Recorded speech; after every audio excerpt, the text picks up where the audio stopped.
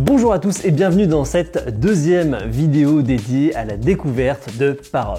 Aujourd'hui, on part directement dans les locaux à la rencontre des différents acteurs qui façonnent le drone tel que vous l'utilisez aujourd'hui.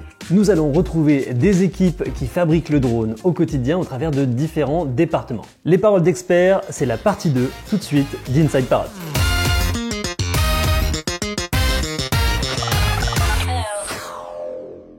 Nous sommes ici dans les bâtiments parisiens de Parrot et c'est tout un bâtiment qui est dédié à la conception et l'utilisation des drones, par exemple du dernier né, le Hanafi AI. Vous avez ici 250 employés répartis sur 2 étages et demi, 3 étages, dans des open space comme celui-ci et 250 autres employés qui sont en Suisse. Nous allons donc vous faire aujourd'hui découvrir ces locaux, mais également partir à la rencontre des hommes et des femmes qui font ce qu'est Parrot aujourd'hui, qui sont dans la conception, dans le test, dans le développement. Et on va commencer tout de suite par ici. Derrière moi, là-bas, on a le département Big Data qui va analyser toutes les données en vol sur les appareils. Juste ici à droite, il y a le bureau du président Henri Sédou qu'on ira peut-être déranger tout à l'heure s'il a le temps. Pour l'instant, il a l'air très occupé. Et ici, on va retrouver les départements soft, tout ce qui est logiciel, le SDK, Imaging et 2 autres départements juste ici. Juste derrière la partie streaming, tout ce qui est liaison vidéo avec la radiocommande. Et ici, vous avez tout ce qui est capteur. Enfin bref, il y a plein de gens qui sont compétents dans plein de domaines et on va essayer de voir justement quels sont ces différents domaines-là en allant voir les personnes les unes après les autres. Donc là, c'est toute la partie méca. Donc là, vous avez toute la conception CAO. Ici, vous avez la partie vibration. Il y a Thierry qui bosse dans cette partie-là. Tu peux nous dire rapidement en quoi ça consiste?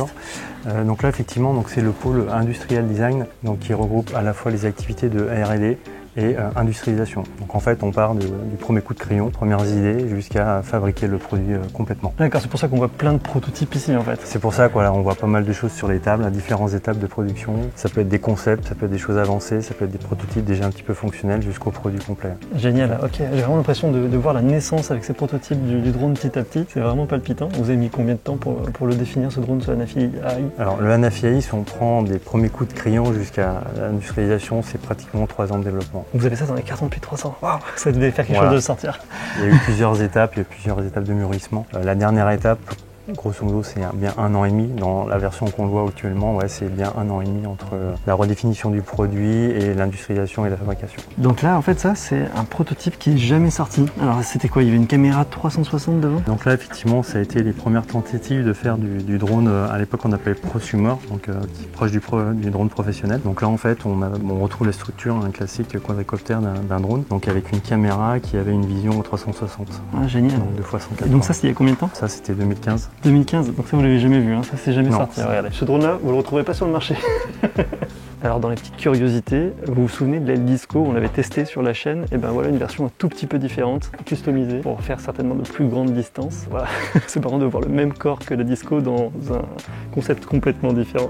Donc là ce qu'on était en train de voir ensemble, c'est que ici c'est le département un peu plus simulation, parce qu'il y a beaucoup de vibrations dans un drone, mais ça a un impact forcément sur les pièces. Oui, tout à fait, donc là on a le pôle simulation qui permet de faire de la simulation de robustesse mécanique, de structure, de vibratoire aussi, et également thermique. D'accord, donc c'est pour ça qu'on a un peu des pièces démontées de partout pour essayer d'analyser tout ça, quoi. Voilà, c'est ça. Donc en fait, là par exemple ici, on a ce qu'on appelle un bras propulsif du drone. En simulation, on va regarder un petit peu comment il se comporte au niveau vibratoire et ensuite intégrer ça dans tout le drone et voir son comportement. Ok, génial. Donc là, on est avec Nicolas qui nous a ouvert une simulation pour comprendre tout ce qui est vibration, etc. Alors qu'est-ce qu'on est en train de voir là? Alors là, en fait, c'est un mode de déformation de la gimbal, ce qui veut dire qu'en fait, si les moteurs tournent à 159 Hz, on parle plutôt en rotation par minute normalement, il y a eu un risque que du coup la gimbal se déforme de cette manière. Comment est-ce que vous allez anticiper ce risque et le concevoir différemment du coup lorsque vous voyez ça? On peut le rigidifier, il y a des pièces qui sont là mais pas représentées qui du coup permettent d'amortir ces vibrations amenées par les moteurs. Voilà encore un autre département un peu marrant, donc là-bas il y a la vision, ici on part sur du logiciel de haut niveau, ça va être avant les plans de vol automatique, les comportements du drone. Et ici ce que vous pouvez voir en flouté, c'est un truc qu'on n'a pas le droit de montrer parce qu'il y a plein de types de drones qui sont en train d'être conçus, en train d'être essayés avec des technologies un peu différentes. Et nous on a la chance de les voir et vous pouvez voir aussi ici un truc vachement marrant, c'est que je pense que vous avez jamais vu autant de drones en stock. Tout ça c'est un stock temporaire pour un check qualité, vous pouvez voir le nombre de valises qu'il y a. on se concentre vraiment sur le Hanafi AI. Juste pour que vous vous rendiez compte de l'immensité du truc, vous voyez là je suis dans un open space d'un côté du bâtiment, derrière moi, il y a un deuxième open space, c'est celui dans lequel on était tout à l'heure, avec je ne sais combien de bureaux, et ça sur 2 étages, plus des salles de test qui sont en bas. Vraiment c'est énorme, je pensais pas qu'il y avait autant de personnes qui bossaient chez Parrot sur la conception des drones, c'est incroyable. Ici on est dans un espace test, on est dans une sorte de volière avec des filets qui protègent, tout simplement parce qu'il y a des drones ici qui vont tourner parfois pendant plusieurs heures. Alors il y a plusieurs configurations, celle où je me trouve, il y a des sortes de QR code au sol pour pouvoir faire des petits tours comme ça et pouvoir tester. On a vu tout à l'heure, il y avait des drones qui tournaient jusqu'à 8 heures d'affilée pour tester la résistance des pièces. Et à côté, on va avoir une soufflerie pour pouvoir tester le drone avec les pires conditions du vent pendant 30 minutes pour voir comment il résiste. Bref, là on est dans la salle de torture des drones. Alors donc ça, le drone se prend ça dans la figure pour voir s'il fonctionne bien. Normalement, si ça passe ce test, au niveau du vent, ça devrait aller. Tu veux piloter? Ouais, t'es sûr? Parce que là, avec les filets, le vent en intérieur... Ouais. Non, mais c'est bon, normalement, il n'y a pas de souci. T'es confiant, hein? Juste appuyer sur ok. take-off et après le drone. Ça marche. J'ai rien besoin de faire? Tu veux le regarder? Regarde comment il se débrouille avec le vent.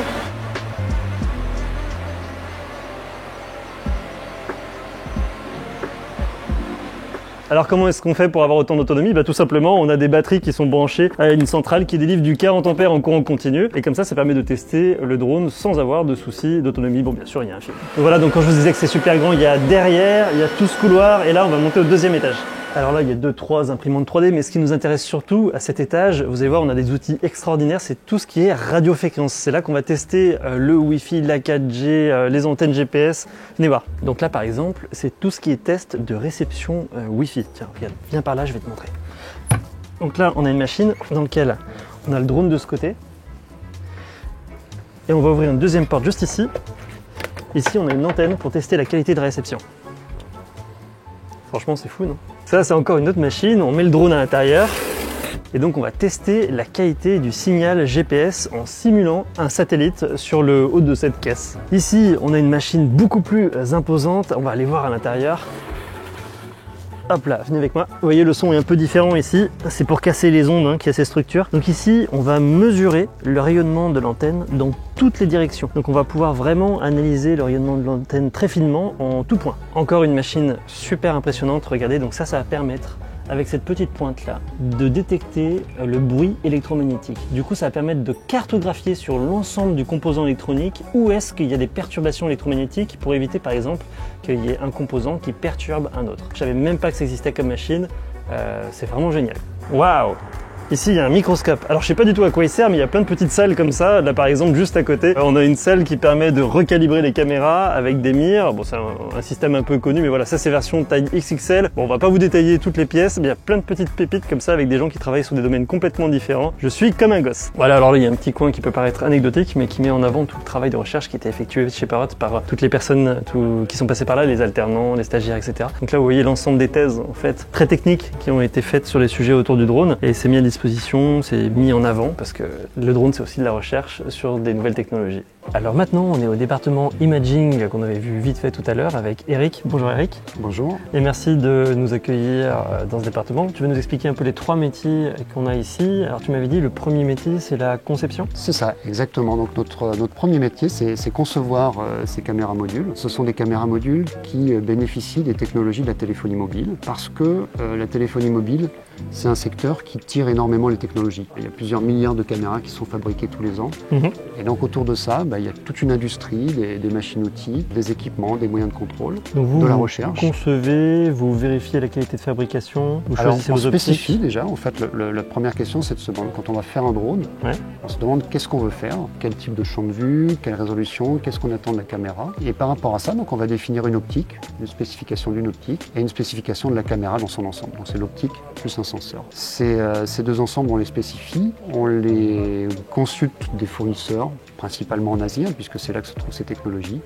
Et puis on va faire le suivi de la fabrication, des prototypes, le test des performances, jusqu'à arriver à un modèle de production qui répond complètement aux spécifications qu'on s'est données. Donc tu m'avais dit le premier métier, conception. Ouais. Du coup le deuxième métier, tu me disais, c'est tout ce qui est stabilisation de l'image. C'est ça, les algorithmes de stabilisation d'image. En fait, quand on utilise une caméra, le drone bouge, il vibre, et donc si on récupère les images brutes, la vidéo elle va vibrer, elle va bouger, c'est pas très agréable à regarder. Donc la stabilisation d'image, ça consiste à reprendre les images et les remettre en place, en gros les redéformer pour que le rendu soit stable et qu'on ait une image parfaitement stable. Et ça se fait en temps réel? C'est en temps réel. Wow, Voilà. okay. En fait, chaque image est acquise en même temps que le mouvement de la caméra est analysé, mesuré par des centrales inertielles. Tout ça, ça sert à corriger en temps réel, finalement, l'image pour la stabiliser. Donc on a des centrales inertielles qui mesurent très rapidement les micro-vibrations pour déformer l'image. Exactement. Alors, la centrale inertielle, elle se trouve ici, c'est le petit composant qui est là. Ah ok, d'accord. Qui permet de mesurer les bougées angulaires en temps réel pendant la prise. Je pensais qu'il y avait vraiment que la gimbal qui stabilisait. En fait, non, il y a un vrai travail directement sur la Alors,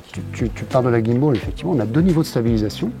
On a un premier niveau qui est mécanique, c'est la gimbal qui a 3 axes, donc elle est capable d'orienter la caméra dans les 3 orientations, donc en pitch, en lacet et en roll, qui donne un premier niveau de stabilisation. Si tu veux aller plus loin dans la stabilisation, pour corriger les micro-vibrations, c'est l'électronique qui prend le relais, et c'est les mesures directes sur la caméra qui mesure le résidu des vibrations et qui va le corriger électroniquement. Génial, je savais même pas qu'il y avait ce deuxième niveau de stabilisation. Et pour parler du dernier métier de votre département, là c'est plus sur la qualité d'image in fine. Exactement. Une fois qu'on a acquis, stabilisé l'image, il faut qu'elle plaise, l'image, qu'elle soit belle. Et alors ça c'est tout un travail, il s'agit de jouer sur les couleurs, les contrastes, de jouer sur la netteté aussi, les rehaussements de contours pour que l'image et les vidéos qui sont créées soient belles, agréables à regarder. Ça c'est un travail sur lequel on a des experts qui associent une compréhension technique du processing et un côté artistique, d'être capable de percevoir ce qui est beau, un rendu, de faire des choix subjectifs sur une présentation d'image. Et tu me disais tout à l'heure en off que vous faites aussi ce type de traitement justement pour améliorer les photogrammétries, pour que ça soit mieux en termes de rendu. Tout à fait. Alors on est parti initialement de la vidéo et de la photo et aujourd'hui sur les drones professionnels on a un nouveau secteur d'intérêt, c'est la photogrammétrie. Alors qu'est-ce que c'est la photogrammétrie? En 2 mots, c'est le drone va survoler une région, il va prendre des centaines de photos et à partir de ces centaines de photos on va reconstruire une visualisation 3D de la scène. Et il y a des algos spécifiques pour le traitement d'image pour ça? Exactement. Alors la qualité en fait de cette reconstruction 3D, elle va complètement dépendre des paramètres d'optimisation de la caméra, de ses réglages. Et c'est un part important de notre travail de comprendre dans quelle mesure le drone, sa caméra, les prises de vue peuvent améliorer les reconstructions de photogrammétrie qui aujourd'hui sont un pôle important d'intérêt pour nos clients. Super. Merci beaucoup Eric. Je t'en prie. On passe à la suite?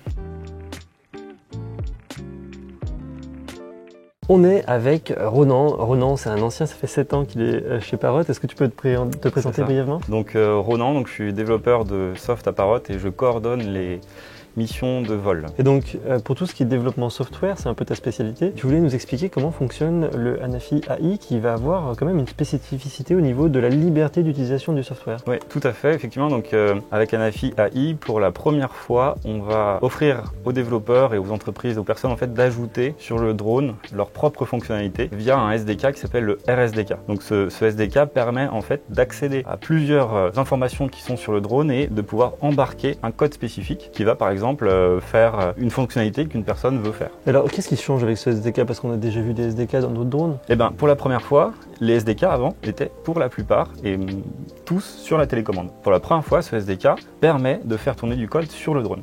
Et ça change quoi? Eh bien ça change que ça fait rendre la fonctionnalité que l'utilisateur veut faire totalement autonome. Même s'il y a une rupture du lien, elle peut être beaucoup plus réactive. On va pouvoir guider le drone de manière très précise et réagir à des fréquences beaucoup plus rapides que quand le code va tourner sur la télécommande. Ok, donc on va pouvoir implémenter par exemple des fonctionnalités qui sont beaucoup plus spécifiques à l'utilisation qu'on souhaite faire avec le drone. Exactement. Et le SDK, j'imagine que par rapport à ce qu'on peut voir un peu ailleurs, il est beaucoup plus ouvert, c'est un peu votre philosophie, non, d'offrir beaucoup plus de fonctionnalités? Pour le coup, avec RSDK, on explique une grosse partie de notre architecture software dans le drone. On offre le maximum d'accès à tous les capteurs, à tous les flux vidéo, la grille d'occupation qui est générée par l'évitement d'obstacles, à tous les messages qui sont échangés entre les différents composants de l'architecture. Bon, les gens, ils ont accès à vraiment beaucoup de choses avec ce SDK. Donc c'est un peu comme ce que j'ai entendu, que l'Anafi AI devient une plateforme sur laquelle on peut vraiment développer des applications spécifiques. Ouais, c'est ça. Et il y avait 2 autres exemples dont tu voulais nous parler. Ouais, alors justement, Parrot a voulu donner un exemple de fonctionnalité de cet SDK. Donc la mission véhicule a été développée 100% avec ce RSDK. On a développé une mission en se mettant à la place d'un développeur externe.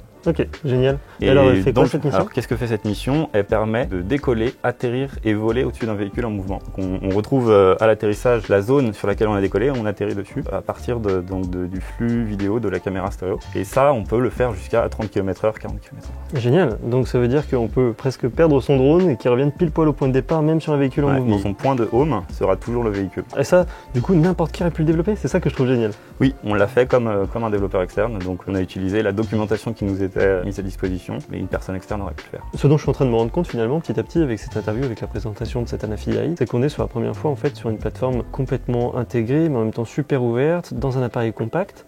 C'est un peu une première en fait tout ça, parce que ça on avait ça que sur du logiciel open source avec du Pixo, que des trucs comme ça, mais sur un truc aussi compact. Ouais, moi je compare ça vraiment à la capacité par exemple sur un iPhone d'ajouter des applications.